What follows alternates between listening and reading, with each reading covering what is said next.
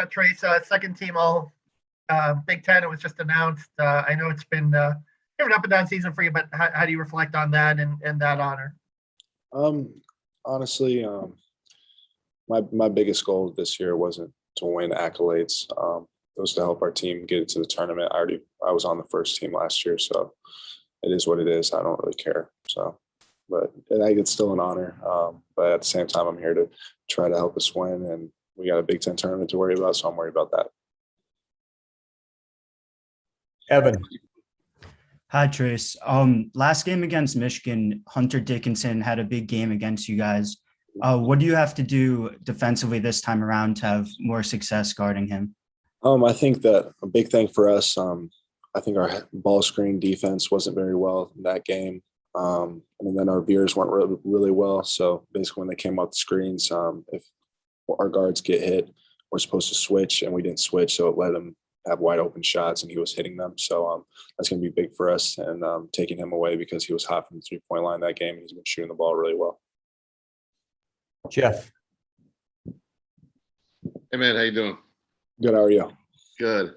Hey, with the Big Ten tournament, and you guys kind of being on the NCAA tournament bubble, I'm just kind of curious from a player's view.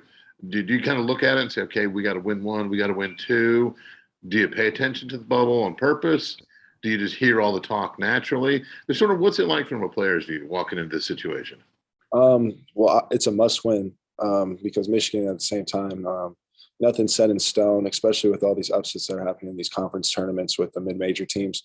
So we still got to go out and prepare, but we're trying to go win the tournament. So Michigan's the first team on our schedule. We got to worry about them. They're playing really well as of lately. They just beat Ohio State, who's a great team at Ohio State. So we're going to have to go fight and try to get a dub.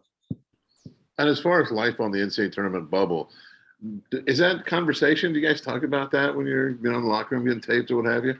Most definitely. I think everyone in our locker room knows how much we need this game, and they're willing to do anything to win. So we know where we stand, and we know that we have to go get this one. Jim.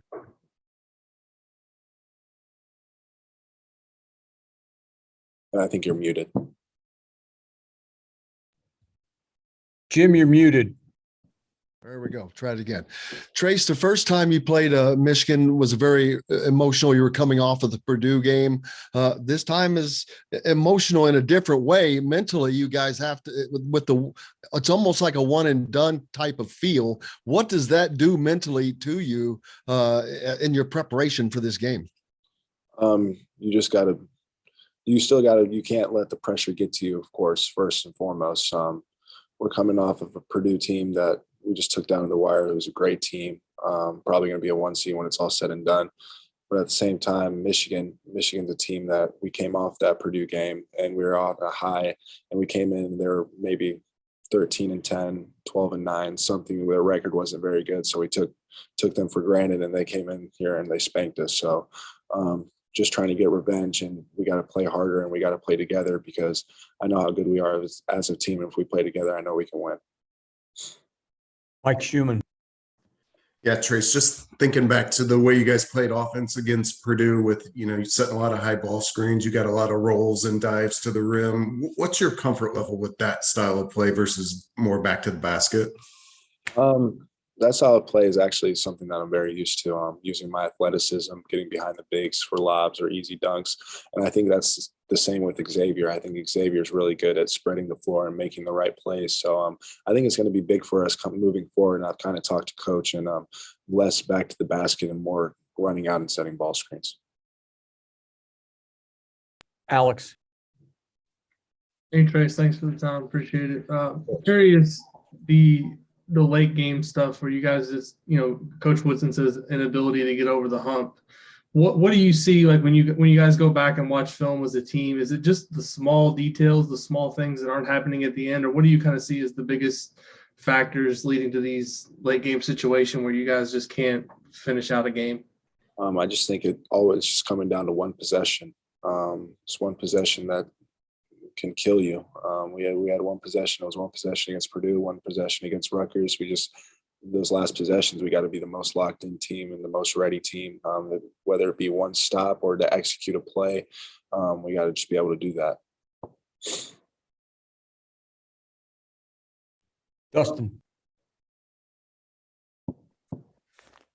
Hey, Trayce. You mentioned just there you wanting to be a little bit less back to the basket. Obviously, I think we asked you maybe a couple of weeks ago or a week ago about maybe shooting fewer jump shots than you were maybe expecting to this year, adding that part of your game. I guess just when you look throughout your career, what's this balance been like of trying to do things that more, I guess, show an expansion of your game but also trying to balance what's best for the team in that moment and what's the easiest way of getting you 2 points when you need them? I'm just listening to what Coach Woodson's saying. Basically, we draw direct ATO plays and plays in the huddle, and then our offense is mostly where I'm back to the basket. So just listen to what he's doing, and if it's going to put us in the best position to win, I'm just listening to what he says. And I think that most of the games it's worked because we've been 2 points, 1 point away from winning, especially against these teams that are top 25 teams. So I feel like we're doing the right things. We just got to get over the hump, what he says, basically.